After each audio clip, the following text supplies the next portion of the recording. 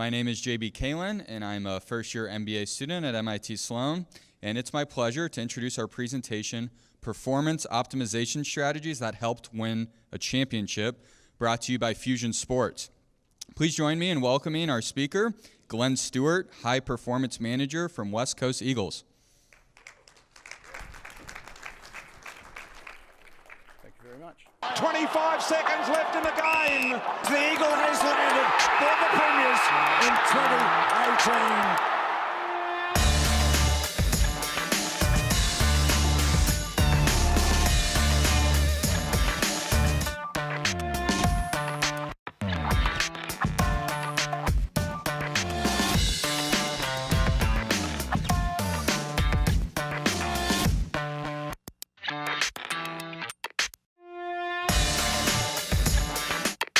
Thank you to the organisers of the Sloan Conference for having us here. It's a long way from Perth, Western Australia. I also need to thank Fusion Sport, whose platform Smartabase we use at the West Coast Eagles quite extensively. We've had a long partnership with Smartabase, and it's been terrific in helping us do some of the things that we need to do in our footy club. I'm delighted to be here back in New England. Many years ago I was fortunate enough to coach field at Phillips Exeter Academy in Exeter, New Hampshire, an hour north from here, and it was a terrific experience. And in the fall, I had the opportunity to work with their football team, and I took the running backs and the wide receivers, and that enabled me to develop a great passion for American football.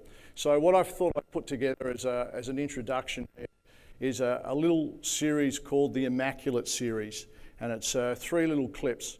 The first of those shows the Immaculate Reception, and those that follow American football would well know that in the 1972 American Conference Football Championship, Franco Harris took a catch off a rebound off another player, took it off his bootstraps and scored the winning touchdown with 5 seconds to go, the Immaculate Reception.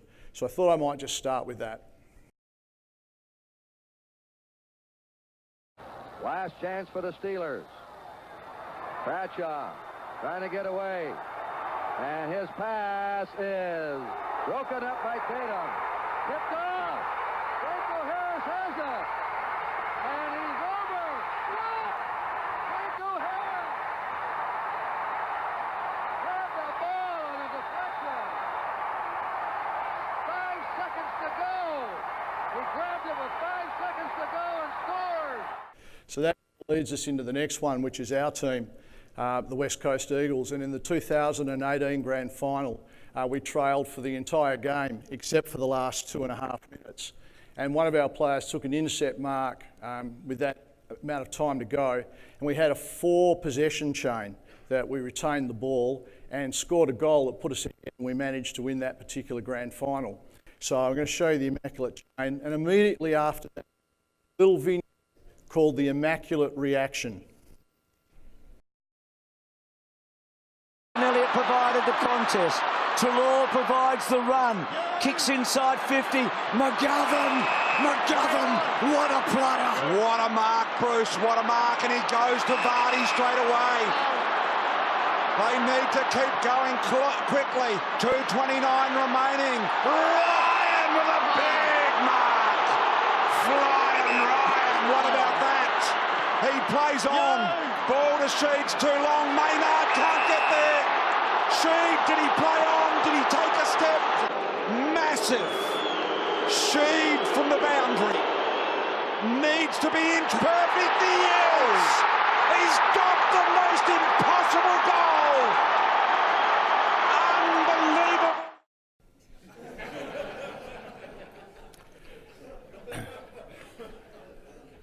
It just goes to show you that no matter when the data is staring you right in the face, you're entitled to have an adverse opinion of it.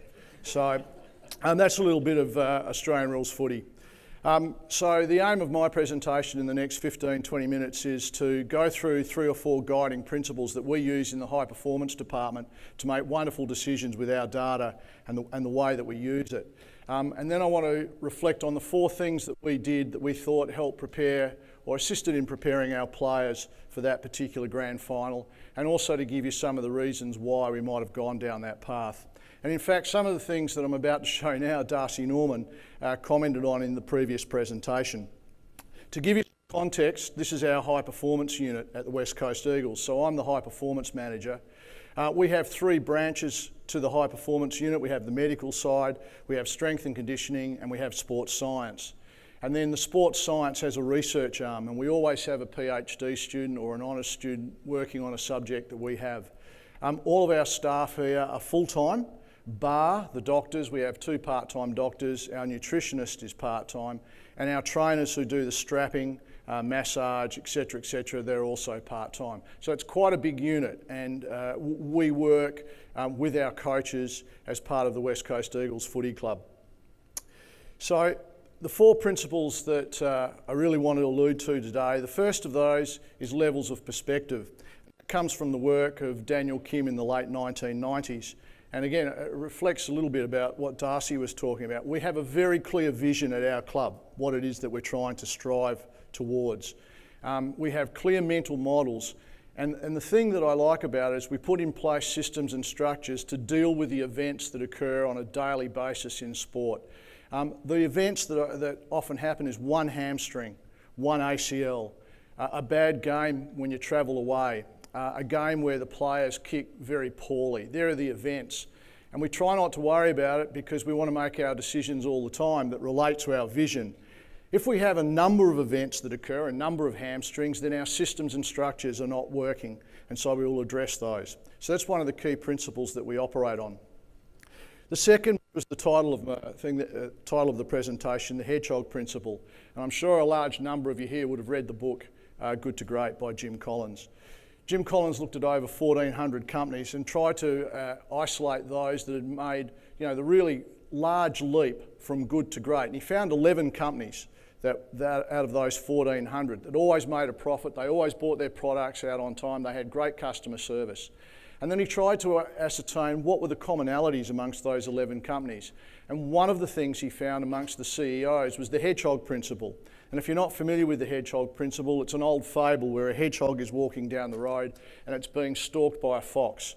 And the fox has many talents. It's got great vision, great smell, great hearing, it's really fast, it's got good aerobic capacity, it's cunning, it's got guile, it's got great spring. And it goes to attack the hedgehog, and the hedgehog stops in the middle of the road and curls up into a ball, and the fox can't get to it. So the fox goes away, comes back with another cunning plan, and the hedgehog just curls up into a ball. And the fox persists with this for a number of days, and eventually the fox gives up and leaves. And the moral to the story is just do one thing, 1 or 2 things really well, and be very, very good at it. And that's one of the underlying principles that seep through our high performance department. The third is start with why. And again, many of you would have seen the TED Talk by Simon Sinek, and he looks at great companies as well and says that the greatest of companies have a real purpose, a real reason why they do something. So every time we try and make a change, every time we plan something, we always try and be very clear on our mental models. Why are we doing this? And in fact, we document it. So when it comes time to reflect and review, we know why we travelled 2 days out from a game or 1 day from a game. Why we do this. We keep really good records of why we do things. And the fourth thing, which is really the topic today, is big rocks. And the thing is that happens in sport, we're so distracted all the time by the little 1%ers that affect us in strength and conditioning, in sports science, what the other club does up the road, and we forget about putting the big rocks in place. And the big rocks are far more critical than the little 1%ers that we all try and seep out. So what we try and do is make sure we have the big rocks in place first, and then we sprinkle the sand around if we need any 1%ers. The example of the 4 big rocks I'll talk about later, but here are some of the things that are the 1%ers. And the one that I use a lot, which Australian rules football clubs did, was we often used to go to altitude training. And so they'd spend $200,000, $300,000 taking their teams from Australia to Arizona, and they go and live at altitude to try to get a 2% marginal gain in aerobic capacity. Yet they come back and kick with about 50% kicking effectiveness. And I'd rather spend the $400,000 getting 2 good kicking coaches, because that's the big rock, not the small marginal gain that's necessary by taking them to altitude. So it's very important to identify the things that make a huge difference. in what you're doing. So our first big rock, unbelievably, was to have a strategic plan. And I know that sounds a bit odd, but when I contacted a large number of my colleagues locally, nationally and internationally, very few strength and conditioning departments, high performance departments had a strategic plan for their area. They might do for the club, but not necessarily their particular area. So we set about and had a very precise strategic plan that we wanted in high performance, and this is where our data came into being. Our strategic plan follows the VMOS model: vision, mission, objectives, strategies and tactics. And we have a clear vision of what we're trying to achieve. We have our mission, we have our objectives, and then we have key results for every one of our objectives. And the way that we achieve those key results is through our strategies and tactics. The great thing about this is it actually aligns all your staff, and they all see that they're playing a particularly important role in the outcome of a championship. And this is a great competitive advantage, that the guy down the line sees that he has a very important job to do and he has key results that he's trying to achieve. This is just the example of a couple of our objectives. So one of them, for instance, is to minimise games and training loss to injury. A key result, as an example, is we don't want any more than 15% recurrent injuries. So any injuries that we have, we try and make sure that they're less than 15% are a direct result of a previous injury. So we have strategies in place to ensure that objective is met, that key result is met, and then we have tactics that enable us to do that. So that's our first big rock. Everyone in the football department, in the high performance unit, is part of our strategic plan. Our second big rock is making sure our best players play. Now, there's a lot of research at the moment that will allude to the fact that performance relates to the number of injuries you have in your entire squad. Our data doesn't suggest that.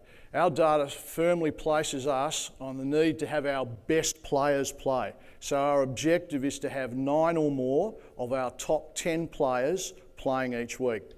And this particular graph here will show our winning percentage.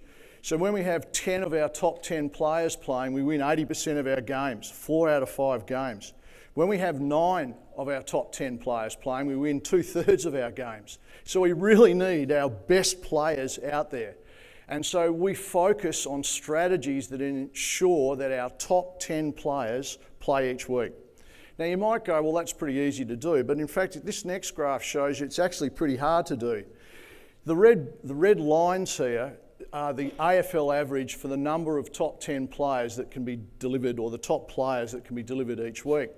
So 10 out of 10 available players across the whole Australian rules football competition, which is 18 teams, only occurs 15% of the time. Only 15% of the time can a club put out 10 of its best players. Only 25% of the time, approximately, can a club put out 9 of its best 10 players. The blue bar graph is our performance last year, and you can see we exceeded the AFL average, which was a very critical part of what we wanted to do. This next little piece of data shows the development of a player across his career.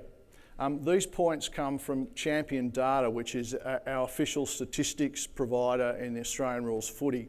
And what they do is they look at the skill acts on the field and they weight them and give them points, and then they throw it into an algorithm and have a score for the player. And in fact, a lot of the data is used in fantasy football games in Australia.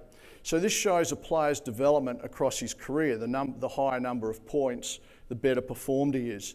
The steeper the line, the quicker his development, the higher the line, the better the player.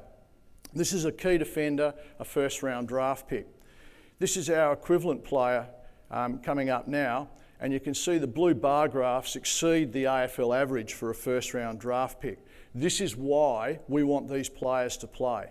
This particular player, first round key defender, is much better than the first round picks across the board. So we need these guys out there performing.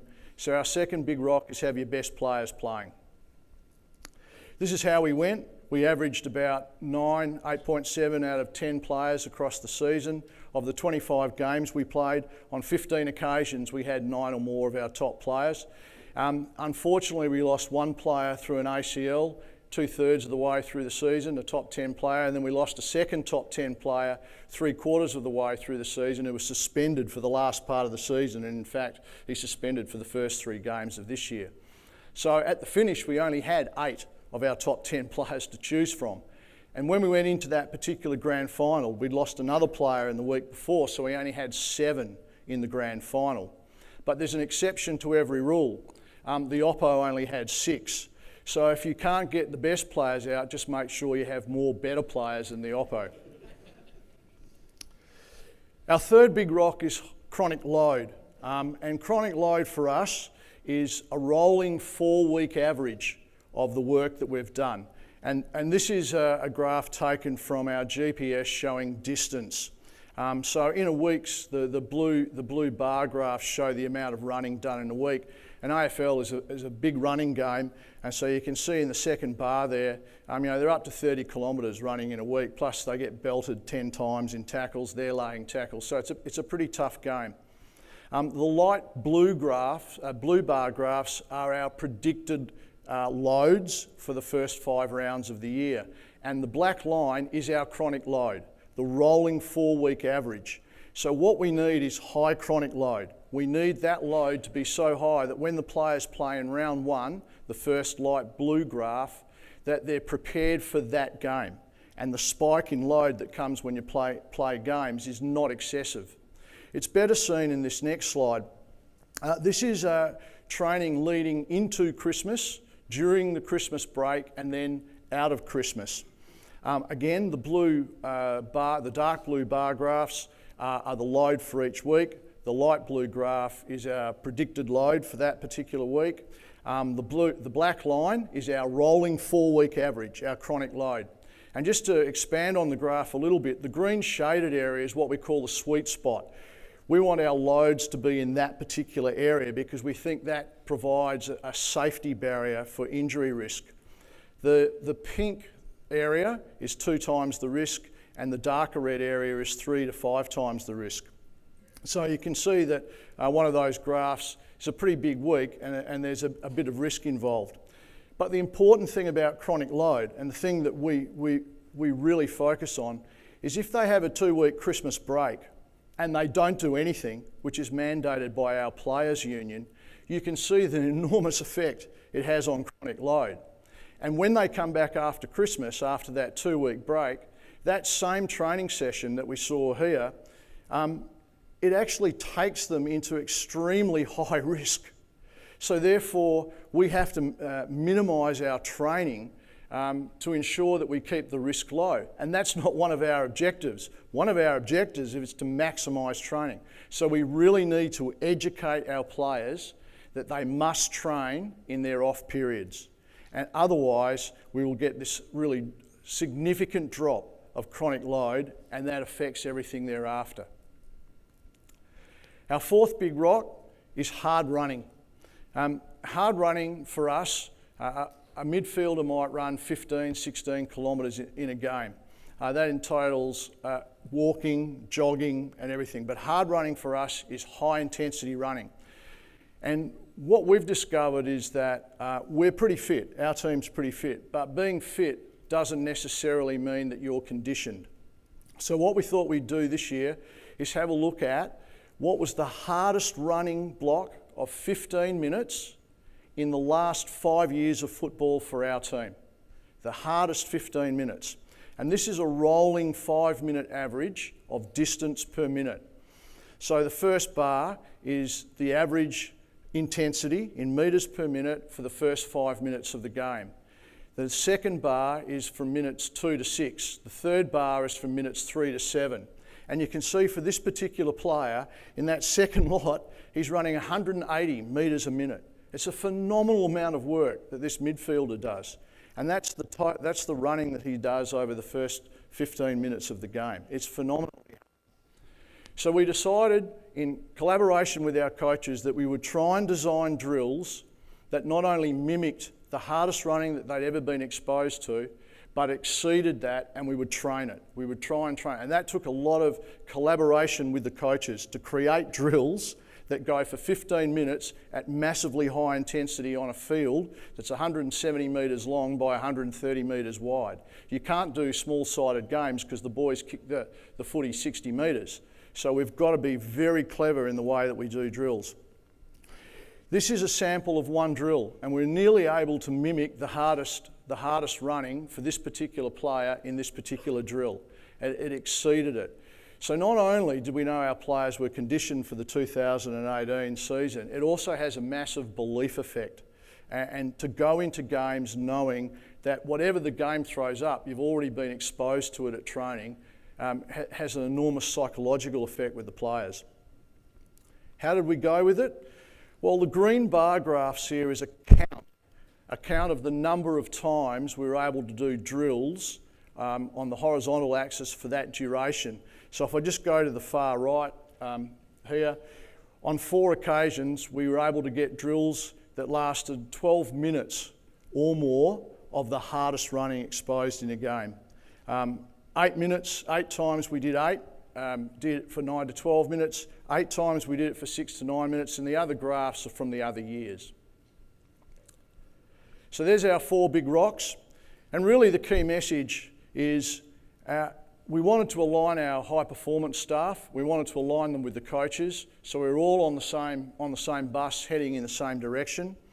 By having a strategic plan with objectives and key results, everyone had great clarity about what they were doing, and that produced enormous focus. We always put the big rocks before the 1%ers. Don't worry about what the club is doing up the road. Don't worry about one research paper. Just concentrate on the things that really matter, the Hedgehog Principle, and then make everything as simple as possible. We have to deal with players, we have to deal with coaches, and so we can't blindside them with enormous data. We need to make it simple, but not simpler.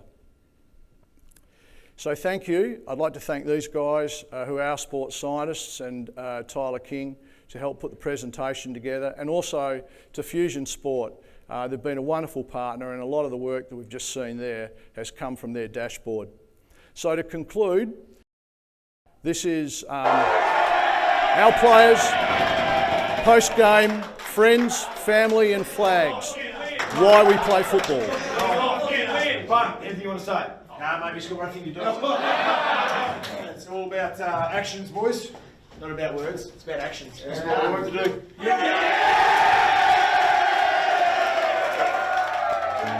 Thank you very much.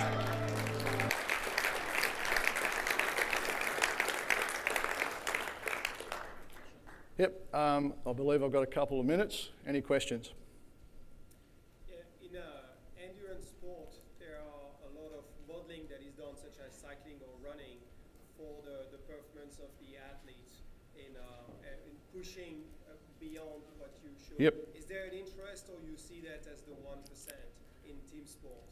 Using cycling? No, using the performance modeling that is used in cycling to model better the training and the performance evolution of the athlete throughout the exposure to chronic load and hard running. It's very difficult to model our game. The game is so chaotic and so random. The fields are not standard. The conditions are always different. We have a sense of what a theme might be for a game, and we will model to a little extent in training, but it's a very complex game to have a broad model that applies that we would think is generic. Yep. So a lot of your presentation focused on kind of how do we maximize their physical abilities, like how are we protecting them from injuries, how are we optimizing their training performance physically. Do you have anything that goes in that direction with the mental aspects of the game, right? That's an important part of the game as well, right? You want to make sure you're optimizing that as well. Is there any, I know that's a lot harder to model and kind of get good data on, but is there anything that goes in that direction? The biggest marginal gain in Australian rules football, and I think it probably applies to a lot of field-based sports, is on the mental side of the game. Very few clubs have full-time performance psychologists. We have a part-time one, and we have a process that we follow it's a bit like Eagle Tough, is to make our guys well aware of the mental game. And one of the things we added this year, one of the big rocks that I haven't shown, is we've done a lot of work on mindfulness. And before we start a meeting, the boys go into a room and they have a 2 or 3 minute period where we run some tapes, and they allow them to be mindful for that moment, and then they go into the team meeting. And our coaches have now just started doing the same thing. So it's an area we're well aware of, and I think it's the big area that in footy, in sport, that great gains can be made. You guys come back from Christmas, and it's clear that they didn't work out for that 2-week period. Do you give them a slow roll back into training, or Yep. is it kind of, Yep. So through our Smartabase platform, the boys come back and they load in everything that they've done in the 2 weeks. So we give them a program and they load in what they've done. And then we crunch those numbers, and if you saw the weekly load for the team, there might be 6 players who don't do that load because their chronic load has dropped significantly. So we have to manage that group of players. So those bars were the team loads, but yeah, absolutely. We've got to be really mindful ourselves on what they're doing. Yep. Yep. Yes, you. How are you, like, iteratively over the years ensuring that your sweet spot is changing for chronic loading? Like, how are you making sure that next year's sweet spot is going to be more accurate? We have unbelievably good data, really clean data across a long period of time, and we will always marginally increase our data for a group across the years. And as a result, the load that they're doing is increasing. The sweet spot will always stay the same distance for the load, but they're actually doing more work. Yep. That's all the time we have. Thanks so much, Glenn. Thank you.